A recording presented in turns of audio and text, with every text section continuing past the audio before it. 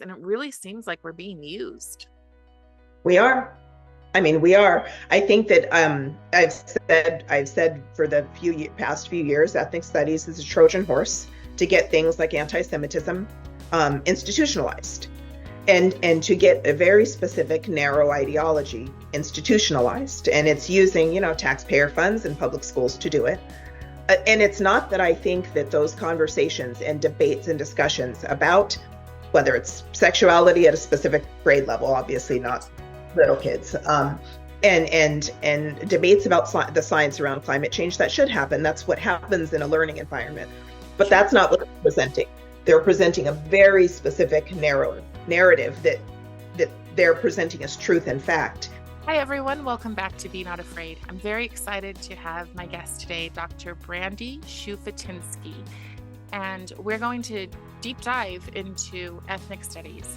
So many of us think that what that means is that it's just learning about cultures, just understanding where other people are coming from, their views. And it's really important to understand that it's far more than that. And I can't think of a better expert to bring on than Brandy. So welcome. Thank you. It's good to be here. So Brandy, just tell me how you got started in this. It's hard to remember. A few years ago, I actually started working with a few different groups of really just concerned parents, like volunteering, trying to figure out what the proposed mandatory ethnic studies class was going to mean for California's students, for California's high school students, how it was going to impact their learning, how it would hopefully add to their learning. And in kind of working, volunteering with these groups of concerned parents, I became concerned myself at what we were seeing and reading, and not just the content, but the manner in which it was being presented and kind of rushed through to become this now kind of infamous requirement for high school graduation. And you are in California yourself then? I'm not actually. I'm born and raised from Southern California. So I'm born and raised in Southern California. I live right outside of Philadelphia right now. I've lived all over the country. My husband spent 21 years active duty United States Navy. So I've moved all over the place. But I am a product of K-12 California public schools. Okay. So I was speaking just recently to Wingfield Twyman, and one of the things that he said that I found really shocking was that 24% is the only amount of people that are Black people that would not consider themselves race essentialists. How do you feel about that statistic? Not one way, honestly, not one way or another, because I don't think that in the free society that we have, I don't want like the idea of forcing people to either identify or not identify with racial, ethnic, or cultural group that they feel that they belong to, or maybe they don't necessarily feel that closely connected to. The reason that I'm asking is because from what I have seen in ethnic studies, because we have a very similar story, volunteering because you get alarmed and just digging and finding so many things out.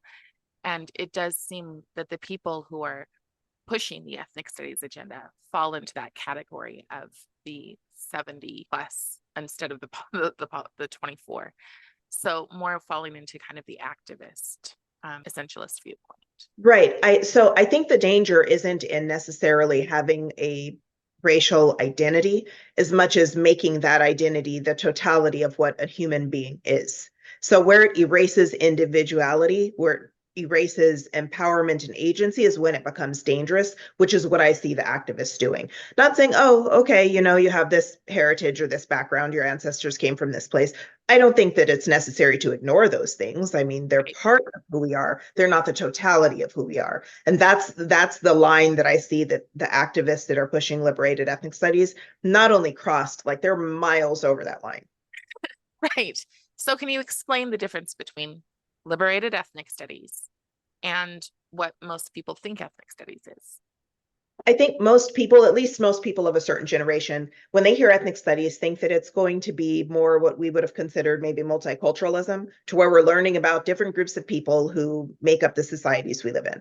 So we're going to learn more about, our peers who come from different cultural backgrounds than we do, and maybe we'll learn some things about our own history from the cultural groups we belong to that maybe we didn't know.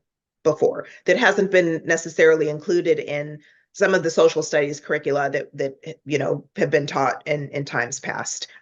I think that's what most people think when they hear ethnic studies.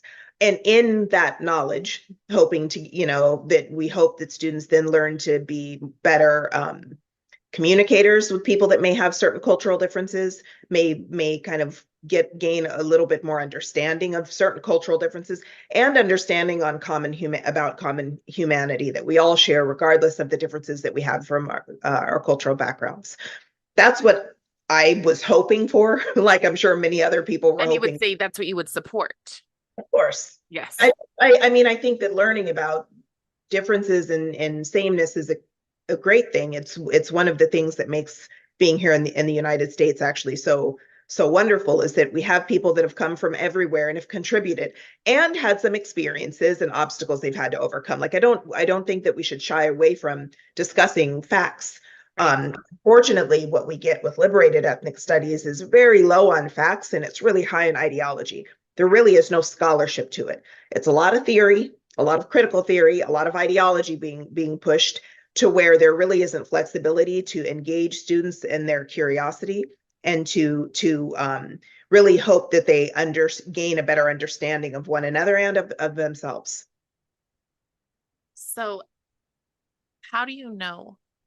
There's nothing exactly in our schools right now yet, is there? What do you mean? So Nothing. Is there currently a curriculum being taught in the schools in K-12 right now? Unfortunately, yes, there is. Okay. Yeah, there are quite a few districts that have signed contracts with different liberated ethnic studies groups that have come in and provided teacher training, curriculum development in those districts, and that some of this stuff is already being taught in schools, at least in California. I know that there are multiple attempts to teach it in districts all over the place. But the thing that a lot of parents aren't aware of, maybe, is the fact that it's not just coming through in an ethnic studies class. The pedagogy, the framework, the lens that is being used by activists is being taught in schools in different ways and different subjects. So it's not just an ethnic studies class. You'll see a lot of social studies teachers that have learned this framework and this pedagogy during their teacher, when they attended college to become a teacher, and they're bringing it into the classroom that way. And that framework is identifiable by certain things. Some of the keys are whether, you're teaching the oppressor versus oppressed binary, teaching the 4 eyes of oppression, where it really is people are put into an identity box and they have no way of getting out of that identity box. Success, achievement, positive things we would think that we would want our kids to look towards and work towards are being defined as things like whiteness or white supremacy culture. Yes. In fact, today I just heard Booker T. Washington referred to as an accommodationist. That was hard to hear and to find out that that's going to be in our kids' vocabulary. And the reason that I asked you if this is already in our schools is because I have been able to acquire the first actual full curriculum of liberated ethnic studies.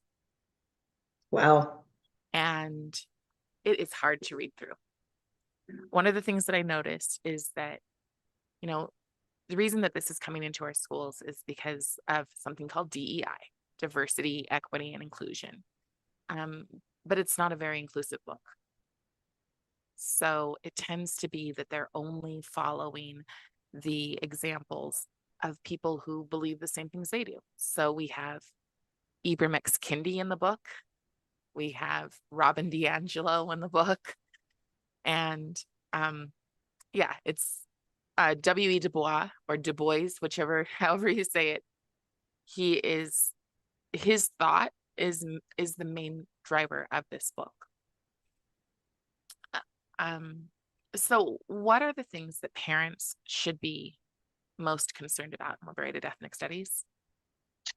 There are a few things, but the two main ones are that it fuels division only not because people are learning more culturally diverse stories, narratives, experiences. I wish that were the case, that they were learning those things.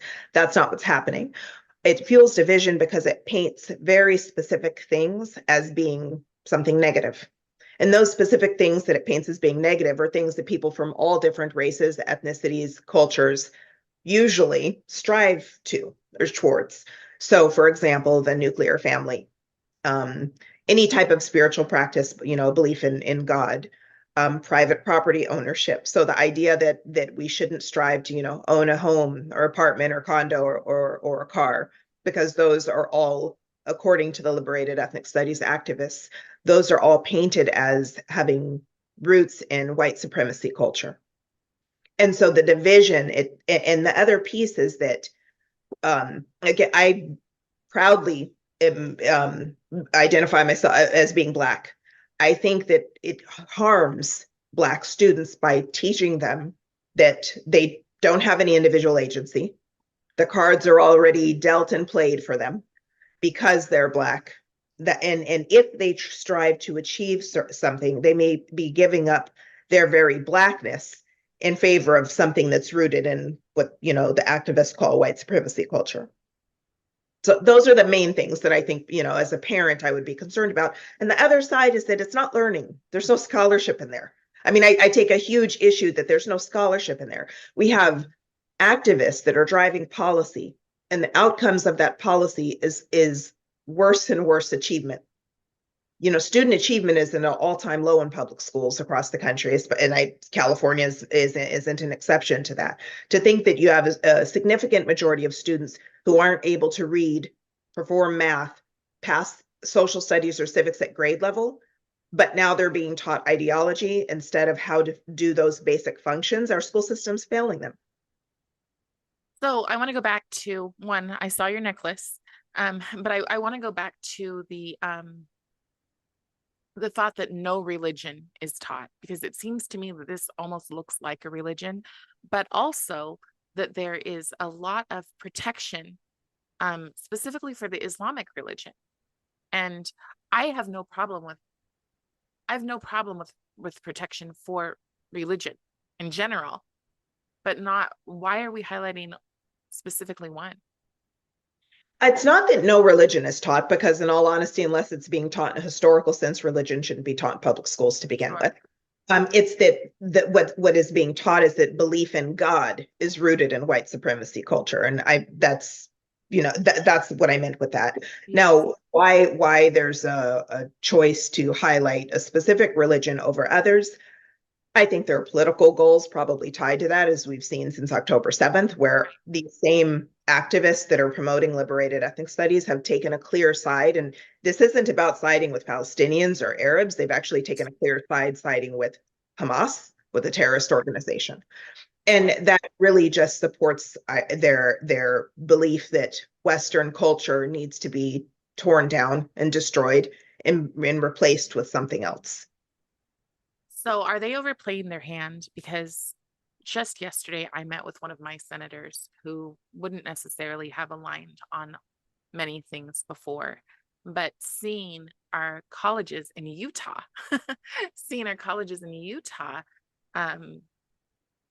have some pro-Hamas sentiment, some of the students, has been really shocking for them. So, as it should, in my opinion. I mean, they are terrorists, so it should be. But I'm wondering if they're overplaying their hand. I'm wondering if they're just throwing everything and seeing what's going to stick. I hope so. I mean, I hope they're overplaying their hand. Right. I think that it's quite clear to see that they're overplaying their hand with a specific generation.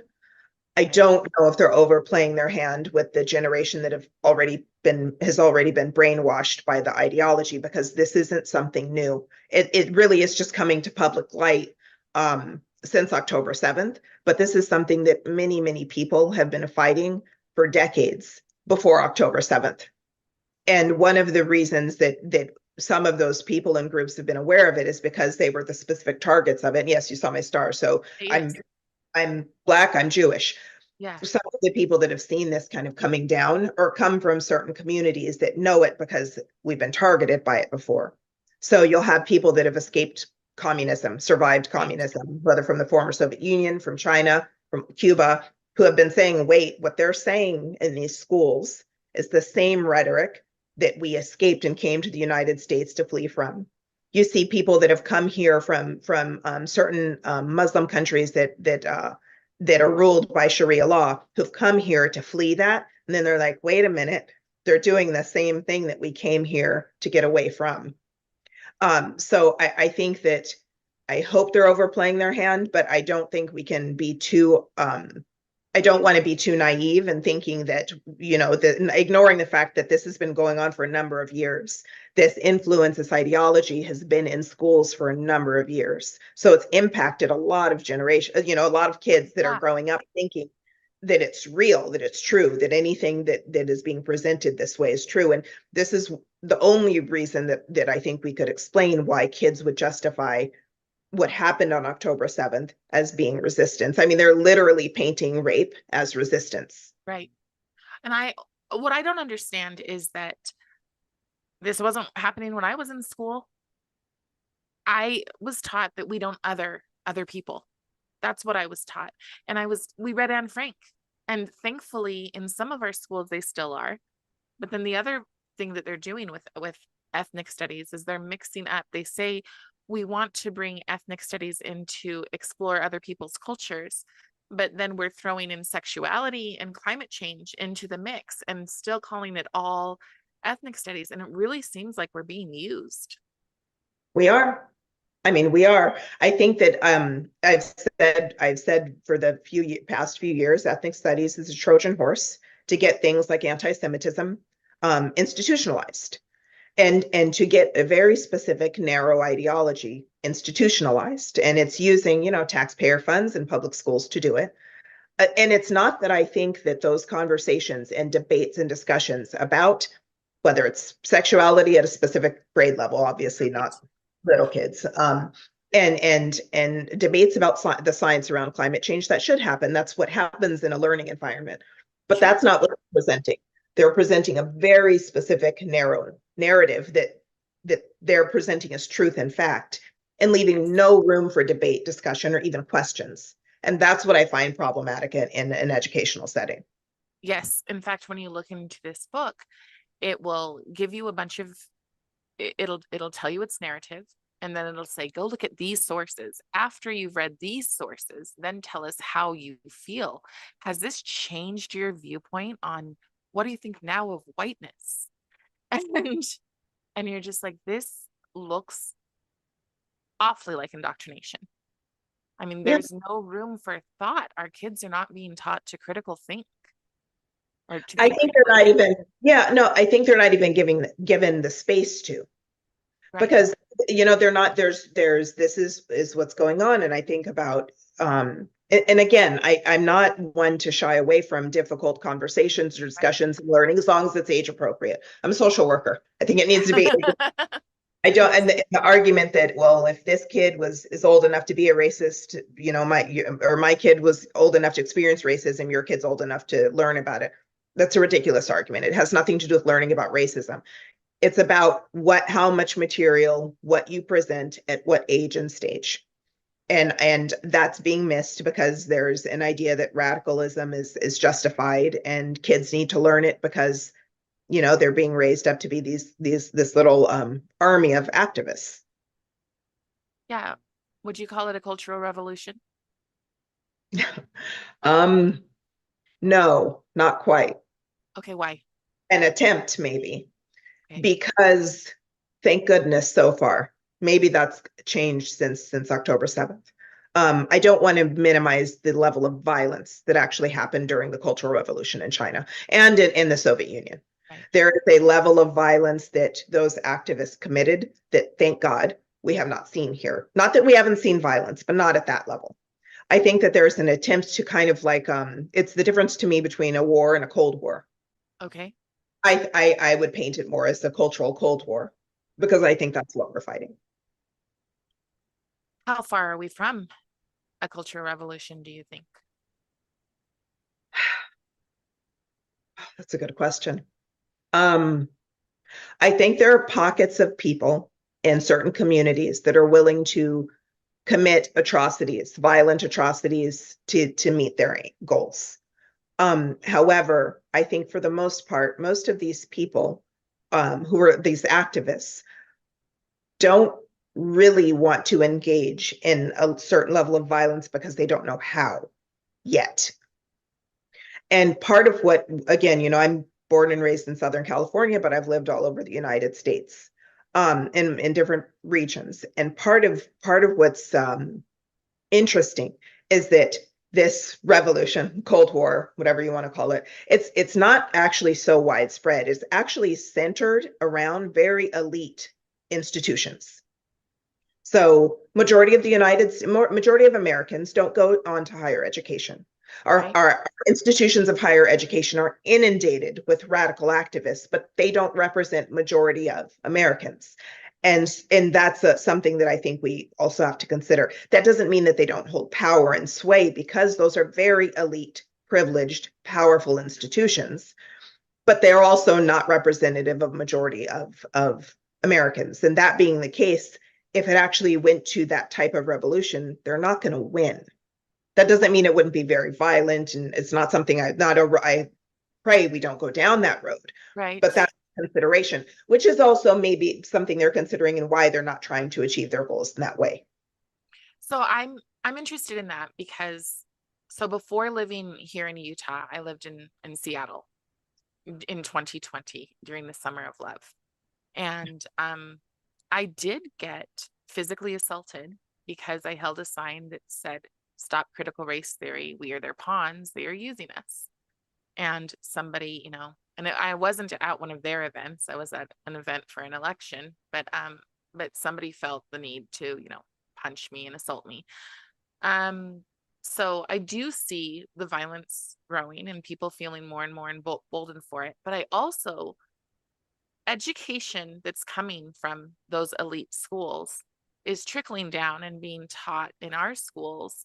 So I went to a school locally to speak about, basically to say that we need to not center around anyone, and we should teach excellence to every child. And part of excellence, or student, I should say, because they were college, but part of excellence is being able to sit in a room and have a conversation with somebody who does not agree with you and respectfully see them as a human being. And when I went, they, stood against the wall and shook and cried and whatever else. And I was so sad for them. Like, I didn't have hatred for them. I had sadness because I just thought, what weak human beings. That's what I see in ethnic studies. I see first weakness, and I also see it in the parents and the teachers and the admins who are embracing this. Why do you think people embrace this?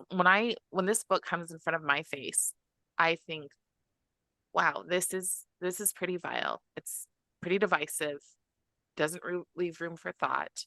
And I'm not highly educated. I grew up in the foster systems, so I'm just a parent. But I sit there going, this is really, really divisive. And again, I'm not a person who doesn't want Black history taught. I want Black excellence taught. And I also have no problem that excellence had to come from somewhere. Our people learned how to read. Uh-oh. Nope, sorry. Let's turn her off. That's awful. Our excellence came because people learned how to read because it was something they didn't have before, right? And so why can't we tell these stories? Why can't we tell the stories of people rising up, but not rising up to liberation? I think that, I think that there's a bit of a play on words there. Liberated ethnic studies is anything but liberation. It's actually a shackling to mediocrity, to disempowerment. There is, it seems right now, at least in American society, that many people have a hard time holding two things that may kind of contradict one another and hold that both may be true. And so the idea that Black people in America suffered a great injustice and brutality under slavery, And some of the legacies of slavery may still show up in our society and communities. And we can talk about that, we can debate about it, we can argue about it. And Black people overcame a whole hell of a lot to the highest pinnacles of success ever known to man. Both of those things are true. The teaching should really be leading to the ability for students to hold to what seem to be competing ideas in both hands, and realize that there can be truth to both of those things. We seem to have a hard time doing that. So what ends up happening is in comes this grievance industry, which is more of an excuse industry. And there's a difference between an explanation and an excuse. We can explain why in certain communities of high poverty, there's high crime. That doesn't excuse the behavior of people committing those acts. And that doesn't mean that they shouldn't be held accountable for their actions. But the explanation allows us to then think about ways we can help alleviate some of those problems and issues. So instead of really delving deep in the explanation, you get a whole curriculum that's full of excuses. And where does that lead us? I feel like it's literally created by people. Like it almost looks like it's white supremacists standing on the top creating this stuff, because you're keeping people down. When you keep a person in a state of bitterness, in a state of, well, I can't, that chip on your shoulder. And I see that a lot because of growing up in the foster care system and seeing so many people who, because bad things happened, truly horrific things happened, they feel like they're too broken to achieve. And that's okay. And that they deserve, there's also a sense of entitlement. And that's what I see. And I think that's why I didn't fall for it from the very beginning. I was just like, why would you do this to people who are in the worst places? African Americans in my state are 16% proficiency rate for literacy. 1-6. But this is the stuff they're supposed to read. And one of the most amazing things about this little book here is, you want to know who's not in it at all? Martin Luther King. Of course. I mean, if you're trying to teach, kids to be revolutionaries, you're not going to bring in Dr. King as an example of a leader. I think that the other part of me that maybe, my activist side that's been really irritated is everything that the Liberated Ethnic Studies groups are doing. They're erasing the legacy of my ancestors and saying that they're doing it for the benefit of my children. Yes. I don't know how much more racist a group of so-called progressives could get. Yes. Yeah, I don't. To me, the word progressive might as well be replaced with regressive. And the thing is that I used to consider myself, I would consider myself a classical liberal. Today, that is not what most people consider me. But that's how I consider myself, because I'm a live and let live person. I don't care if a person is gay. I don't care if, if I have a child in my class who is any of that thing. I just care that the child feels like they're special and capable. That's it. But to tell me how I have to make that person feel special, that's eroding the human connection. And I think that's, a lot of that's the point. Yeah. I mean, I don't, has been a very well orchestrated plan to get this ideology into schools. Otherwise it wouldn't have gotten as far as it has, and it's gotten pretty far. And I think that people think that, well, if I live in a more conservative area, I have a more conservative mayor, governor, that's going to protect them. And it isn't, because the teachers that are teaching your kids have gone through pretty much the same teacher education program as the teachers that are in the most liberal parts of the country, Seattle, San Francisco, New York, wherever. Do you think that our rural communities are targeted? I know they are. How? Because the reason I'm asking is because people who will watch this are going to go, I'm so glad I don't live in one of those cities.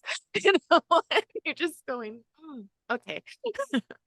A few different ways. The one, they're targeted because, like I said, teachers all teachers across the country go to the same teacher education programs. They do their teacher professional development from the same selection of groups. They're covered under the same teacher unions. This is a national problem. This isn't location. I mean, I've seen it too. I've had people comment, oh, just move to a conservative place. That's why I live in a red state. That's why I'm like, it doesn't work that way with schools. If only it were that easy. It really doesn't. There's, I'm sure, a lot of political power that's going on, and we see what happened and what rhetoric comes from teacher unions and accreditation agencies that have pushed certain types of DEI. And I've never been somebody that's against diversity, equality, and inclusion. I look at it as that's something that's been necessary. I mean, that's helped people with all types of disabilities get access that they should have gotten. It's actually addressed a lot of racial and cultural issues that we've seen in the workplace. And as far as rights of, working mothers and the like, that's not what it's doing right now, though. The diversity, equity, and inclusion bureaucracy is doing the exact opposite of what its name implies, which is similar to ethnic studies. No, I would say it's exactly the same. I've spent months looking at ethnic studies, the California model policy, and just going through it line by line with a group of people, and we discuss it. And then I went to the evil twin, social and emotional learning. And if you go into their equity pages, if you just type in equity, it's pretty much copied from the other. So they're the exact same, every line of that. Basically two things. Your children are supposed to learn that they're a victim. And if they're not a victim by their color, then they're a victim by their gender. And if they're not a victim, then they're an oppressor. And then they need to do the work, the same work that our adults are struggling to the point that some people are committing suicide over. We're now putting in we're putting on the backs of K through 12-year-olds or K through 12th grade and saying, you need to do the work. And I think there's a part of me that always wants to give people the benefit of the doubt. And so I think that there are people who are willing to do this because they think if a child grows up this way, then they won't have to do the work as an adult. So, but basically, I think there are people who are just accepting that we're going to be a more racist and more angry world. I hope that's not the case. I hope it, I mean, I don't think that, I don't think that has to be the case. I think that what ends up happening are really two things. One, there are a lot of kids that are just like, whatever, and get through it so I can get through. I'm not really believing any of this. They see it to be the nonsense that it is, yes. And they just want to get through it. But what ends up happening is in doing that, the time that they should have spent learning has been taken away. So it's not, even if kids don't believe it and they just brush it off, they're missing out on something that they're supposed to be getting in school. It's why parents, again, get up and you send our kids to school. It's to learn. And instead of learning, they're subjected to these kind of re-education camps, like what happened in Mao's China. And they're missing out on learning. And then if they get something, they do a misstep, they step off of the path of whatever, this idea of radical ideology sees as being righteous, then they have to be sent for some form of punishment. And that's not what that's not what school's supposed to do. No, and it's interesting because I do the same. I talk to a lot of people who have escaped communism, but it's interesting that where it's always thrown Nazis, especially, as I said, I'm not considered a classical liberal by a lot of people, right? But they did the same thing. They always start with the children. And honestly, that's what I see. When you're going to the point of justifying. There were people saying, I don't even want to say what they were saying about Jewish people. Okay. But yet you've spent however many years calling people on this side of the fence Nazis. But that's what I see happening in our schools. I think, again, the massacre that Hamas committed on October 7th really was the quiet part being said out loud. And so the radical activists here in the United States were thrown into, okay, you got to pick a side. I mean, they really were. And so they have used since October 7th every method possible to try to deny facts. Right. The massacre didn't happen. Israel committed the massacre. It's all CG. I mean, that was to me what was behind the ripping down pictures of people who'd been kidnapped by terrorists.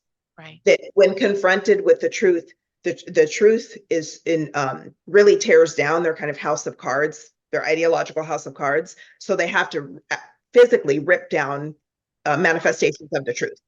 And that's what we've seen. And then the other piece is to put forward this really radical, confrontational, bullying movement to force people then into compelled speech. So these chants, and then the chants don't really mean what you hear them say. So it doesn't really. I mean, it's like they're trying to pull magic tricks every other day with what they're doing and what they're saying. And like we can all see what was done not only on October 7th because the terrorists live streamed it.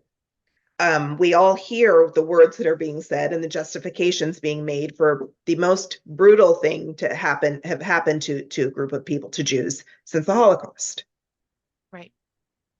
And some of our schools are removing books about the Holocaust, and they're saying that's irrelevant to our children today. Of course. It's so strange to me that we're sitting there being told, because I'm sure you're hearing the same thing I am, well, you're against history. You don't want real history taught. Meanwhile, they're removing the Holocaust. I mean, it would be funny if it wasn't so dangerous, but the people that are saying that they're not historians. No. None of the ethnic studies activists aren't historians. No. So when you look at what the discipline of liberated ethnic studies is as a discipline, it really is just a degree in radical ideology. It has nothing to do with history. So again, if it wasn't so serious or dangerous, I would laugh because they don't know anything about history. Right.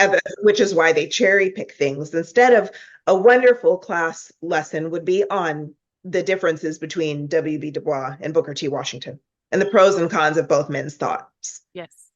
Instead of lifting one up and just pretending the other one didn't exist. I mean, that's cultural erasure. That's not teaching real history, what they're doing. Right. Well, and that's the whole thing is that when they say inclusion, they don't mean inclusion. They mean centering around certain things. And usually it really comes down to, again, you talk about ethnic studies and you think you're learning about cultures, but it's really about centering around the trans community. That is the main focus of inclusion, making kids use compelled speech they're too young to understand what's going on. They're barely learning facts. Especially these young children are barely learning facts. And now you're going to say a boy is not a boy, a girl is not a girl, et cetera, et cetera. We had a situation where someone identified as a fish and the teacher said they had to acknowledge that. I feel like that is so damaging to a person's mental health, to a child's mental health. No, it just feels like we're at the point has been my worry, if we get to the point where the truth doesn't matter. Yes. Absolutely. And that is the progressive, from what I understand, a progressive idea is that there is no truth but power. So one example here is we're probably pretty similar in the things that we do. But I have 3 women they come from privilege. They admittedly come from privilege, and they're Black women. And they have decided that because they cannot, I hate the word compete, but because they don't come from the same history that I do, where I can say, look, I come from the bottom. I found my way up into upper middle class. It can be done. Your choices, your decisions, your actions, they all matter in who you become. And because that's my message, what they're doing has a profit to it. You're getting $100,000 more a year to go and teach microaggressions to teachers, right? So their version of inclusion becomes, oh, no one should listen to her because she's too traumatized to have a relevant voice. Wow. And I sit there going, how is that inclusion? So, but in terms of trying to explain to people that your compassion is being weaponized, they will stomp on the most vulnerable in order to get their message across. I always feel like it's if somebody doesn't fit their narrative, then they just erase them. Yes. They marginalize them. I mean, Yes. that's what happens, that those people get marginalized. And again, when looking at the language that's used, I mean, it's actually smart in the most dangerous way. Labeling something this and then kind of pushing forward with that, even when again it doesn't fit that label. But when you don't fit the narrative, you get erased or silenced or canceled, whatever. And yeah, shunning is really that's really what they're doing. And it feels an awful lot like a religion. It You does. are a true believer or you're Yeah. excommunicated. I mean, there's a fervor around it. The first thing that it reminded me of was the witch trials in Salem Absolutely. and Scarlet Letter and all of that, because that's what seems to be happening. And to think that, okay, we're going to be educating the next few generations of kids in this to do more of the same. It's so destructive, and it's so unnecessary. Yes. Talking and teaching kids about the history of the United States and the history of the world and about different peoples doesn't have to devolve into this type of rhetoric. And I think what ends up happening, which is unfortunate, is it becomes so polarizing that you have some people that are like, forget it, we don't want to teach any type of Right. history. Like, we just want to stick with what's been done for the past 50 years ago. Or you get people that are so radical. And I'm like, no, like both of those things are too extreme, where you have the extremes kind of pulling in this tug of war. And that's just not where I sit. I don't think it's necessary. It's a waste of time and resources, but it is rather lucrative. I mean, for people that criticize capitalism, they sure are trying to make a lot of money off of it. Yes. Thousands, millions of dollars. And that's why going to my legislators or going for anyone to go to their government, they have to keep in mind, and they have to, when they're talking to their legislatures, they have to be able to say, I understand that you morally are objective to this, but are you prepared to say no when the funding starts coming in? Because Right. we have been told by our government that it is irresponsible to not teach critical race theory, which is what this is. So Christine Sleater, do you know who she is? Okay. She, how she openly says that ethnic studies, when guided by critical race theory, is heading our children in the right direction. So she says this in a video on YouTube, but we pretend that that's not happening. Everybody will say it's a college level course discussing various, ideas that only relate to, the teaching class. But I'm like, but those teachers have been taught it and they believe it, to the point that I've seen teachers say, well, how do I grade this paper without considering a child's race? And I just am thinking, what a disservice to these children. What a disservice to not see them as an individual. And quite illegal. I'm just going to put that out there. There's that. Saying, I mean, that's what they're being taught. That is Yeah. literally what they're being taught to do. So, what I want to know is what is a positive? I know that there are people who are working towards a positive history lessons curriculum for kids versus what they're being taught in books like Voices. I think looking at there are a few different groups that have worked and put together what makes more sense for not just ethnic studies, but just educating kids. And it is looking at how things are being taught and what the ultimate goal is.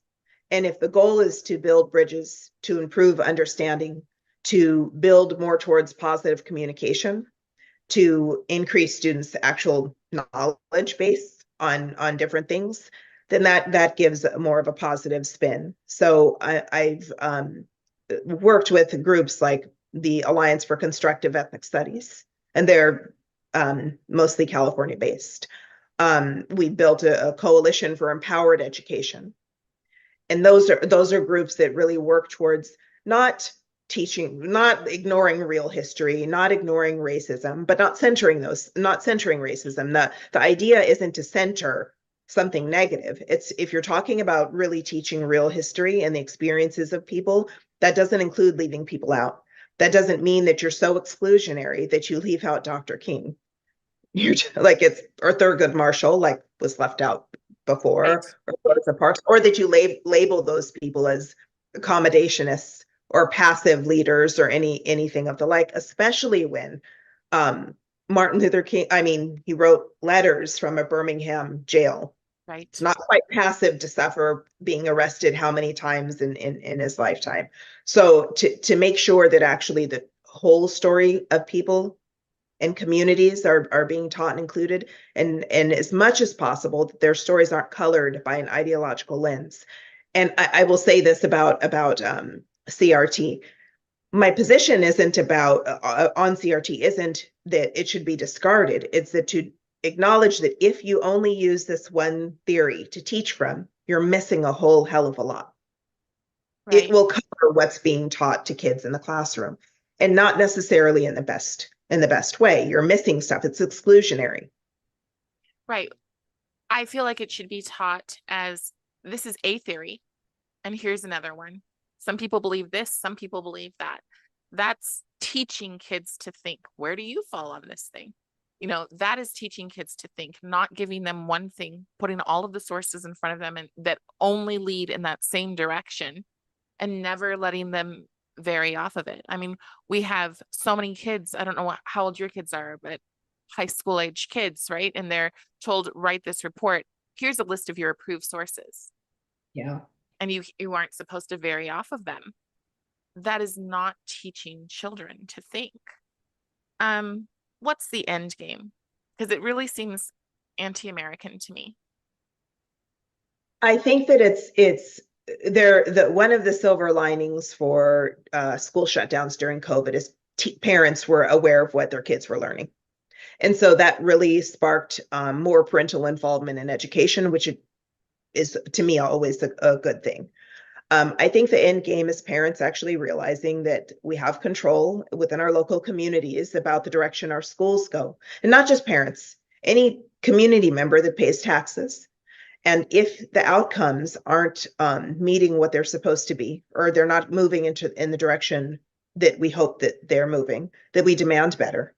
And one way of doing that, when we've seen it already, we've seen school board members get recalled. We've seen school board elections go in a completely different direction than the political norm of that community. And if that's what it takes, then then so be it. We see an increasing number of parents, especially Black parents, homeschooling. I mean, that number has almost doubled over the past few years. And at the end of the day, it really is going to take, I think, something more of that to let policymakers be more aware that, listen, we want our kids to learn and we want them to grow up to be healthy, productive members of society. And what you're doing is not doing that. So we are going to opt out. And that gets used. Oh, parents are leaving the schools because of white supremacy. So be it. I mean, for certain things, so be it. There has to come a point, I'm a generation like sticks and stones. Call right. me. It really does at a certain point as parents, as grown-ups, we're going to have to be okay being called bad names because we're going to be called them. I mean, if I had a dollar every time I was called a white supremacist. Yeah. Yes, I'm a Black Jewish white supremacist. That makes sense. Yeah. I know. I get called that I hate Black people. And I'm like, I literally don't. I literally want people to be seen as individuals and to succeed. But on that question, you said that like celebrating your culture, right? So I'm wondering what you think about groups like student unions and how we can, just one example, in my local town, they've pulled the Native American kids out of history to teach them their own history. Do you feel like that should be a concern, or do you think that that's probably just fine? Or so like segregation? That's how I see it. So if something is, if material is so important for a certain segment of the student population to learn, why wouldn't it be important for all of them to learn? Right. Anti-segregation. Right. That's my stance on it. I mean, that doesn't make any sense to me. And not only is it not okay to segregate and pull, Native American kids out, but Why aren't the non-Native American kids able to learn what you're then taking the Native American kids to learn? That doesn't make any sense. Right. And so, but that's the situation, like with clubs, like a Black Student Union club. Um, I've always thought that those could be wonderful. They can be extremely positive. Um, but if you're learning liberation theology within the group or liberated education within the group, then I think we've got a problem. And how do parents, choose whether or not that's a good thing for their kids? I loved going to we had different cultural clubs when I was in high school, and it was great mostly because you learn certain things like stories, even just fables from those cultures, and then the food. But they weren't exclusionary. Anyone could go and anyone did. And that's the difference I see. I don't see anything wrong with having a club that celebrates Black Americans or Latino Americans or anything, as long as they're not exclusionary. If you have to meet the requirement that we say you belong to this group and that's kind of your admission ticket, it's illegal, let alone immoral and unethical. Yeah, I just am not sure when I hear words like illegal anymore, if they mean a whole lot right now. Laws are only as good as they're enforced. And I'm not saying that Right. they're going to be enforced, but that doesn't mean that they're not illegal. It still violates Right. still violates civil rights laws and policies. You can't do that. It doesn't, people bled and died for those rights. I'm not going to denigrate the giants on whose shoulders we all stand upon. Like it's horrible. That's honestly the way that I look at it. I'm like, I was born in a time when I can go into any restaurant I want. I can marry whomever I want. So I should be grateful that 10 years, well, I don't know, about 20 years before I was born, people couldn't do that. Right. And we have no sense of gratitude. There's none. We're not going to have a sense of gratitude when we're teaching that instead of history. Yeah. When this is what's being taught, our children are going to learn nothing but a steady diet of resentment. That's where this comes from. And honestly, I feel like shame on the people who created this. I really do, because they're bigots. And what they're teaching our children is completely unacceptable. So, so what can parents do to get involved? Resources, anything? Parents can get involved with the Alliance for Constructive Ethnic Studies. If you Google it and go to the website to sign up to get newsletters, the Coalition for Empowered Education, same thing. And then really on a more micro level, knowing what your kids are learning and making sure that your school administration knows that you're interested, not just in saying, oh my gosh, don't teach this, don't do that, you're doing it wrong, but interested in helping them build something that our students deserve. Beautiful. Thank you so much. I really appreciate you coming on, and I'm glad to know that there's more fighters, because it can get exhausting when you feel like you're doing this alone. So I really appreciate it. Thank you so much.